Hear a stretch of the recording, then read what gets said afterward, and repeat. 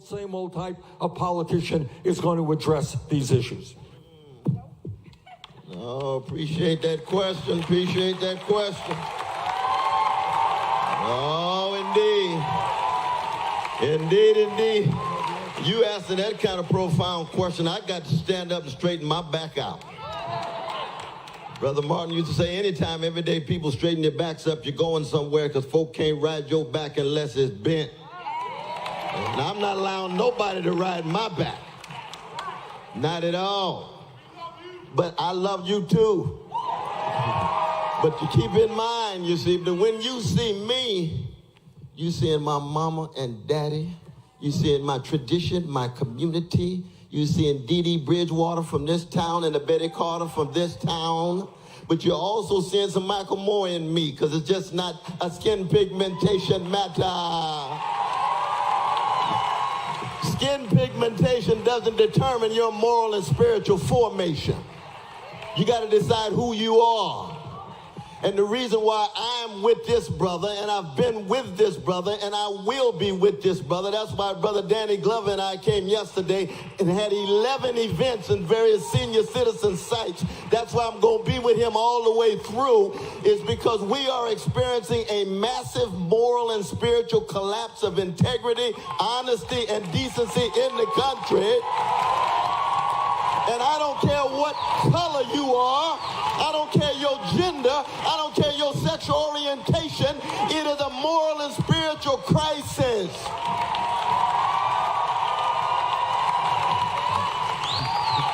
And this dear brother, my dear brother Bernie Sanders, exemplifies an integrity, honesty, and decency. Do you know how rare that is in the political class, when most of them are up for sale? They're up for sale. They tied to big money in all of its various forms. When they ask what are their deepest moral convictions, they got to ask what the latest poll is saying. You don't have to worry about that with this brother. He's never, ever up for sale. That's who he is. That's the kind of brother he is. Let's just be honest about it. That's right. And we're not saying that he's God. We're not saying he's a deity. You know, you say this and the corporate media will say, oh, he got a little cult of personality. It's clear that Brother West has a deep love for Brother Bernie Sanders. Yes, the love is real, but it's brother to brother. We here to be able to keep him accountable as he provides leadership and vision in a moment in which we're about to lose American democracy. We're about to lose it. And you have to ask inside of your own soul, are you going to sacrifice? Or are you going to turn things around on Tuesday? Or are you going to commit your life to something bigger than you? This brother comes out the greatest borough in America, namely Brooklyn. And there's a rich Jewish tradition that comes out of Brooklyn that tells the young brothers and sisters, part of the genius of Hebrew scripture, whether you are religious or secular, has to do with hesed. It has to do with steadfast love. And justice is what love looks like in public. You are to focus on the orphan, the widow, the motherless, the fatherless, the oppressed, the persecuted, the subjugated, the dominated. There is a moral and spiritual force working through the soul of Bernie Sanders. What it is.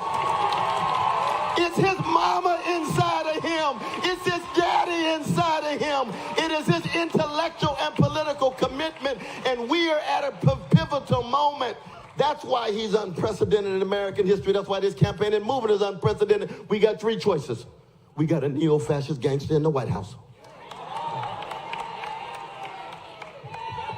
And when I talk about gangster, I'm not talking about hatred.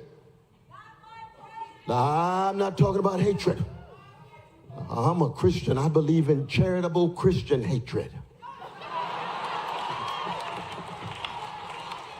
Oh, yes. where you hate the sin, but you still try to love the sinner. We hate injustice. We hate exploitation. We hate domination, but we can stay in contact with the humanity of others. That's one reason why Brother Bernie is able to stay in contact with the humanity of all of those who disagree with him. You see how he began this thing. That's the kind of brother he is. That's what we love about him. But at the same time, he's on fire against what ought to be hated. Injustice. I don't care what color you are. I don't care what gender you are. If it's wrong, if it's oppressive, you have to take a stand. That's why we got to be part of this campaign and this movement. And let us be very clear in terms of our context as it relates to black people.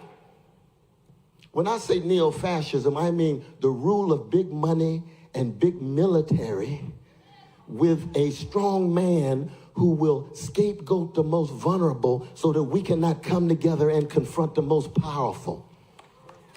A disregard of rule of law, a demonizing of the weak and the vulnerable, the exact opposite of Hesed. But then we've got the second choice, which is a neoliberal centrist. Oh no, we can just boo for the policies. We can boo for the policy. We got to be clear what the choice is. Because the neoliberal centrist is still tied to big money. That's the billionaires that's tied to the brother. They still tied to big military. That's why he can support the invasion and occupation of Iraq and not just support it, brag about it. Martin Luther King Jr. said militarism, materialism, racism, and poverty, they're going to suck the very juice out of democracy. So this is a global, this is an international affair, because a baby in Ethiopia and Guatemala, a baby in Argentina, a baby in Flint, a baby in Tel Aviv, a baby in Gaza, a baby in Chile, and a baby in Mississippi have exactly the same value, exactly the same significance. That's what Bernie Sanders understands. That's what he represents at the heart of who he is. When you're a neoliberal centrist, you can lip sing fairly well some of the progressive themes every 4 years. But like Milli Vanilli, we want the real thing. Bernie Sanders is the real thing. We want the real thing. Isn't that true, Sister Nina? We want the real thing. We're not degrading him as a human being. We're talking about the qualitative break because the neo-fascist now in the White House and the neoliberal who all of a sudden now is coming back to life. Coming back to life. And the catalyst was my own black people. Oh, I'm so disappointed. Oh, I'm so upset. I think about the legacy of Frederick Douglass and Ida B. Wells Barnett. I think about the legacy of Martin Luther King Jr. I think about the legacy of Ella Baker. I think about the legacy of A. Philip Randolph. They always said, focus on the least of these. What are you doing for the poor and working classes? There's no other campaign that represents that better than Bernie Sanders. No other one. No other one. Brother Bernie. That's right. So then,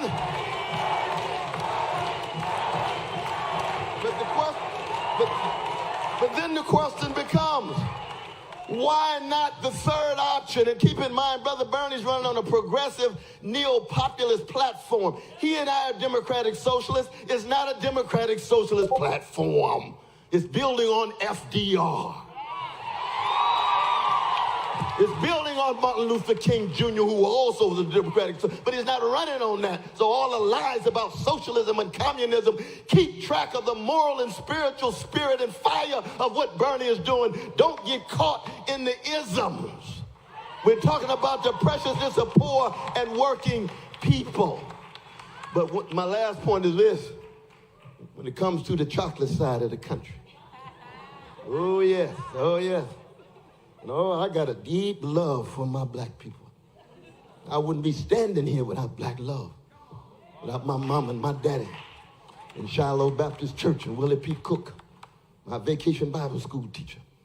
And I say, what has happened that first black leadership itself has become so open to just money and status rather than bearing witness to a justice that makes them over against the status quo? Black people historically have always been the most progressive community in the history of this nation.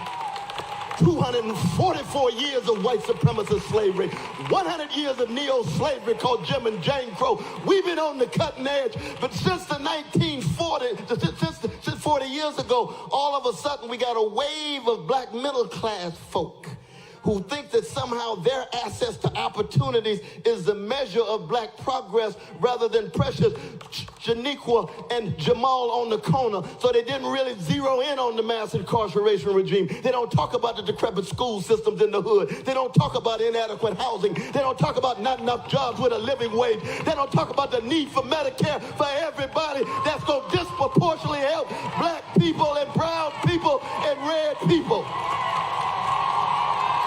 What has happened to our black leadership? Some of them just sold out. Other ones have just given up. And the rest of them, they so scared, they so addicted to the familiar, they don't want to step out on the best. They want to settle on the mediocre and the middling. I'm going with the best of America. I'm going with Bernie Sanders.